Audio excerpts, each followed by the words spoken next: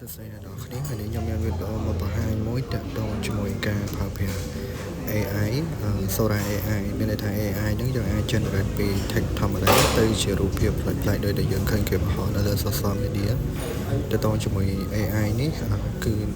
ជា AI មួយដែលបង្កើតចេញពី common ជាមួយ ChatGPT ដែរគឺ sora.chatgpt.com អញ្ចឹងយើងអាច generate បានទៅលើរូបភាពក៏ដូចជាវីដេអូយើងគ្រាន់តែសេជា text ទៅវា generate រូបភាពឲ្យយើងប្លែកៗមែនតើអញ្ចឹងដំបូងយើងចូលមកកន្លែង image មកចូលមកកន្លែង image ហើយយើងត្រូវ select យករូបភាពយើងចង់បានទំហំប៉ុណ្ណាជាប្រភេទទូរស័ព្ទឬក៏ទំហំស្មាតកុំព្យូទ័រអញ្ចឹងយើង select ហើយយើងក៏ copy text របស់យើងមក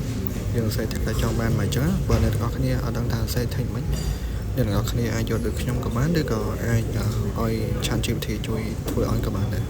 អញ្ចឹងយើង copy ហើយយើង paste ចូលមកគាត់ទៅ paste ចូលហើយយើងចុចប៊ូតុងហ្នឹងឬក៏ចុច enter ហ្នឹងមកប៊ូតុង enter ហ្នឹងអញ្ចឹងយើងរងចាំតិចមកវាកំពុង loading អញ្ចឹង loading បានមកហើយរូបភាពអញ្ចឹងយើងអាចចុចបើកបានចុចបើក view វាមាន4 option ឲ្យយើងរើសអញ្ចឹងយើង select មួយណាយើងអាចខល right click មកយើង save បាន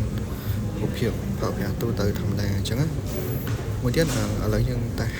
ប្រភេទហ្នឹងហើយយើងតេស្តប្រភេទផ្សេងមួយទៀតជាមួយចូលមក script ទី2របស់ខ្ញុំscript ទី2ទៅតជាមួយទីក្រុងមួយដែលមានឡានទំនើបមួយហោះហើយអញ្ចឹងខ្ញុំ set ទាំងហ្នឹងយើង copy មកហើយយើងផាដូចគ្នាអញ្ចឹងយើងផាបញ្ចូលមកហើយយើងចុច continue មកអូខេវា generate យើងរងចាំតិចមកប្រហែលជា1នាទីឬក៏2នាទីទៅតាមអ៊ីនធឺណិតឬក៏ text របស់យើងអញ្ចឹងហើយយើងផាសបានមកបានជារូបភាពមួយអូខេគឺសារមែនតើផ្លែកៗទៅដែលយើងឃើញនៅលើ social media ផ្លែកៗហ្នឹងគឺគេ generate ពី AI អញ្ចឹងទៅដល់ជាមួយរូបភាពហ្នឹងយើងក៏អាច edit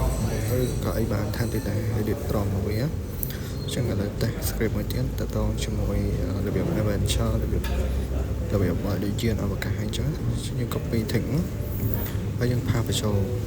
កន្លែងយើងអាច select យកជា2ក៏បានអាច select ជាទំហំកុំព្យូទ័រឬក៏ទំហំអីក៏បានដែរយើង select មក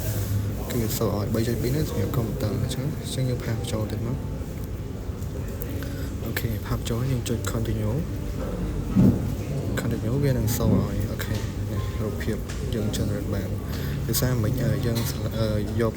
2អញ្ចឹងវាសូបញ្ជាក់តែនេះអត់អីចេញមក4ឲ្យដូចគ្នាអញ្ចឹងតើគ្នាចង់បានមួយណាក៏ចុចចូលមកអាច save បានអញ្ចឹងតើតើយើងក៏អាចgenerate ទៅជាវីដេអូក៏បានដែរ